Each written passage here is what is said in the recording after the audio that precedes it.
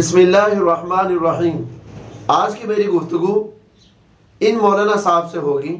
इन्होंने कहा कि सैयद इकरारुल हसन ने जो आयत मुबारक पढ़ी सुबहानल्लज़ी अस्रा बिअब्दिही गलत पढ़ी है, और ये भी बता दिया कि बिअब्दिही में दो गलतियां की हैं, बा और दाल की।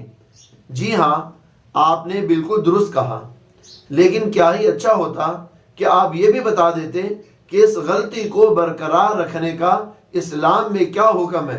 क्या ऐसा पढ़ना हराम है? क्या ऐसा पढ़ना मकरूह है? क्या हुक्म है?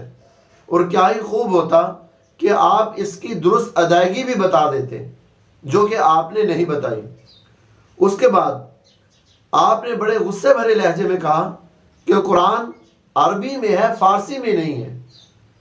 तो मैं पूछता हूँ मौलाना साहब, क्या फारसी में हुरूफ को मजहूल पढ़ा जाता है? फारसी में हुरूफ को मजहूल नहीं पढ़ा जाता। शायद कि फारसी से आपको वाफियत नहीं है, इसीलिए मजहूल कुरान पढ़ने को फारसी के साथ तशबीह दे रहे। उसके बाद इंतहाई गुस्से भरे लहजे में आपने कहा कि सैयद इकरारुल हसन, तुम कहते हो खतीब को कुरान नहीं पढ़ना आता, आपको क्या आता है? यहाँ पर पता चल रहा है कि आपको गुस्सा किस बात पर है। गुस्सा आपको ये है कि सैयद इकरारुल हसन ने वो जो वीडियो वायरल की थी जिसमें पीर खतीब उलाइका हुमुल मुफलिहून की जगह उलाइका हुमुल मुफलिकून पढ़ रहे हैं। यहाँ पर हरफ तब्दील हो रहा है, हरफ के तब्दील होने से लफ्ज़ बदल जाता है, लफ्ज़ के बदलने से माना बदल जाता है, और इसको लाहने जली कहते हैं। ऐसा पढ़ना हराम है।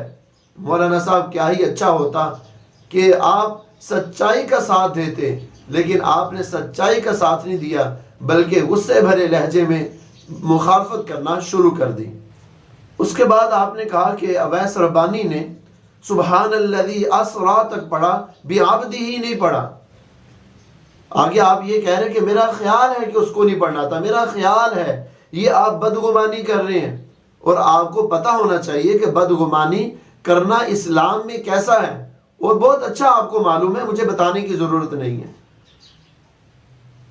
इसके बाद आपने सैयद इकरारुल हसन को एक चैलेंज दिया कि आप मुझे कुरान पाक की आयत मुबारक सही तलफ़ुज़ के साथ पढ़ के सुनाएं। जब आपको पता चल गया कि वो सही तलफ़ुज़ के साथ नहीं पढ़ सकता, वो कुरान को मजहूल पढ़ता है, फिर ये आपका चैलेंज देना कैसा है? दूसरा चैलेंज आपने ये दिया कि मुझे ख़त्म नबूवत पर एक हदीस मुबारक बगैर एराब के पढ़ के दिखा दें। ओ भाई, आप किससे कह रहे हैं? एक सहाफ़ी से आप बात कर रहे हैं, किसी आलिम दीन से बात करें, उनसे कहें कि मुझे पढ़ के सुनाएं। उस सहाफ़ी को क्या पता? ऐसे तो आप जिसको मर्जी ये चैलेंज दे सकते हैं, जिस मर्जी को उठा लें, इमरान खान को उठा लें, नवाज शरीफ को उठा लें, जरदारी को उठा लें, कि बगैर एराब के आप ये हदीस मुबारक पढ़ के सुनाएं।